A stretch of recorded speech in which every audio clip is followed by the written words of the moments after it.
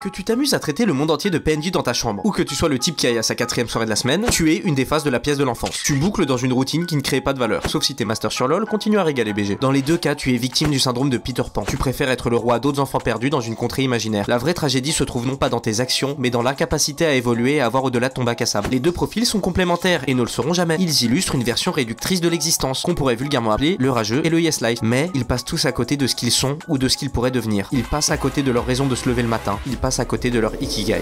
Ce qui est fourbe, c'est qu'en grandissant, on a l'impression de sacrifier la potentialité plurielle de l'enfance. C'est notre capacité à devenir tout ce qu'on veut. Et la question est, pourquoi ferais-tu cela? Eh bien en fait, ça arrive que tu le fasses ou non. Soit tu quittes le bac à sable, soit on te fait te rendre compte que tu es encore dedans à 30, voire 40 ans. Et ça, tu dois le voir au quotidien. Tu sais, les adultes en apparence qui sont encore de grands enfants dans leur comportement. Et je ne parle pas de leur passion, mais bien de leur identité. L'enfant agit par passion, mais on n'attend rien de lui en retour. L'adulte peut agir par passion, mais on attend tout de lui. Et c'est de plus en plus courant parce que les gens peuvent retarder la maturité sans subir de pénalité immédiate. Mais tout ce qui se passe, c'est que la pénalité s'accumule, et puis quand elle frappe, ah bah elle frappe très fort. Parce que quand tu as 25 ans, tu peux encore être un idiot, ce n'est pas un problème. On te voit encore comme un jeune plein de potentiel. Mais quand tu es encore la même personne à 30 ans, les regards commencent à changer. Donc ce sacrifice de potentialité est inévitable. Et plus tu le fais au moment opportun, plus tu peux choisir ce que tu vas sacrifier. Puis il y a aussi un autre problème à être un enfant, c'est que tout ce que tu es, c'est du potentiel, c'est-à-dire rien. Et vient les formations supérieures qui facilitent ton sacrifice pour devenir quelque chose. Mais tu débarques sur ce que Jordan Peterson appelle l'île du plaisir. Tu es entouré de tentations et autres capteurs d'attention qui volent ton futur toi, pour te permettre de prétendre que tu as une identité. Et qui peut te blâmer? Les études supérieures, c'est une grande salle d'attente. Certains y rentrent et savent où ils vont se diriger, et une majorité le découvrira, et quelques-uns seront satisfaits, d'autres non. Cette salle d'attente va te permettre d'obtenir un diplôme. Ouais, je sais, je m'y connais. Mais au fond, le diplôme, c'est juste l'étape avant de faire ton métro boulot dodo, et le risque de le faire sans aucune envie. Quand on est étudiant, on est pris dans un tourbillon d'expériences. L'excitation de la liberté, la pression des examens, mais au milieu de ce chaos, il y a un élément crucial qui est souvent négligé. Savoir qui on est. Et je vais pas te parler de philosophie à dessous, on va rentrer dans le concret. Parce qu'il est facile de se laisser emporter par les plaisirs immédiats, mais plus difficile de répondre à la question, qui suis-je au-delà de mes cours et de mon cercle social? Et c'est vraiment essentiel de s'y intéresser tôt parce que ça jette les bases sur ton avenir. Tu vas pas commencer à tout remettre en question quand tu auras reçu ton papier 12 sur 20 mentions sans amphi après 5 ans d'autoflagellation et tu dis un truc qui t'intéresse bien mais tu te vois pas faire ça toute ta vie. Ou pire, quand tu auras déjà commencé à construire une vie et que tu la partageras. Et je vais rien t'apprendre sur la tendance générale à préférer la gratification instantanée et encore moins t'insulter en te rappelant que ça peut te conduire à l'incapacité d'atteindre des objectifs à long terme. Je vais au contraire te dire qu'à tomber dans l'autre extrême du boucleur infini, full go muscu, calories, travail et aucune forme de distraction, tu ne t'aides pas non plus. Certes, tu as un mode de vie plus sain en apparence que Jean BDE, mais il te faudra combien de temps avant d'exploser parce que tu es passé à côté des conneries qu'on te permettait de faire dans la vingtaine? Trouve ton équilibre. Mais d'un côté, en tombant dans l'hédonisme total et donc en donnant la priorité au plaisir, tu entraînes une insatisfaction par rapport à tes choix. Tu oublies à ce moment que le bonheur est un sous-produit de la fonction de l'objectif et du conflit. Ceux qui cherchent le bonheur pour lui-même cherchent la victoire sans guerre. Commence par faire preuve d'une humilité radicale, observe tes propres actions et pensées comme celles d'un étranger, confronte tes défauts, accepte tes imperfections sans t'y résoudre, mets ton ego de côté et passons en cuisine.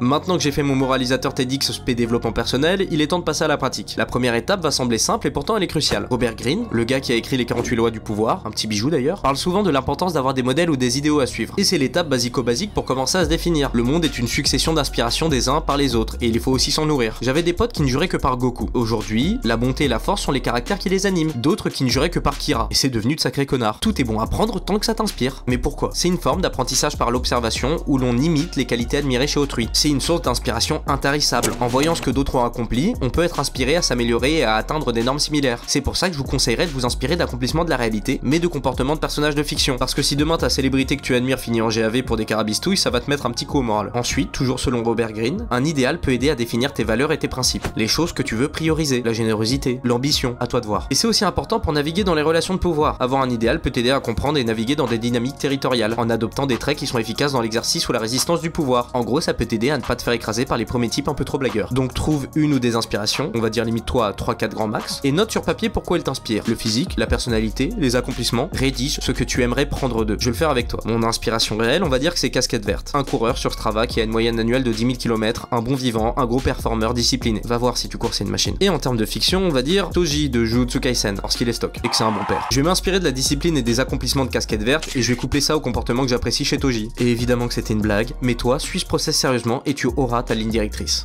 L'ikigai, c'est encore un concept japonais qui concerne la raison d'être. Il fait référence à quelque chose qui donne à une personne un but, une raison de vivre. Imagine que l'ikigai est comme un trésor caché au centre d'une île. Cette île a 4 grands indices. Ce que tu aimes faire, ce en quoi tu es vraiment bon, ce pourquoi tu peux être payé, et ce qui aide les autres et le monde. Quand tu trouves quelque chose qui fait tout ça en même temps, c'est comme si tu avais trouvé ton One Piece. C'est ton ikigai. Ça te rend heureux, ça apporte aux autres, et c'est du sacré poulet. Maintenant voyons un exemple. Tu connais Bakuman? Et bah dans Bakuman, Mashiro aime dessiner et Takagi aime écrire des histoires. Mashiro a un talent pour le dessin et Takagi pour l'écriture de scénario. Ils aspirent à devenir un duo de mangaka à succès, et leurs mangas peuvent apporter divertissement et inspiration à leurs lecteurs. En gros, on a ce qu'ils aiment, on a ce pourquoi ils sont doués, on a ce pourquoi ils peuvent être payés, et surtout, on a ce dont les autres ont besoin. Maintenant, il faut le mettre en pratique et chercher.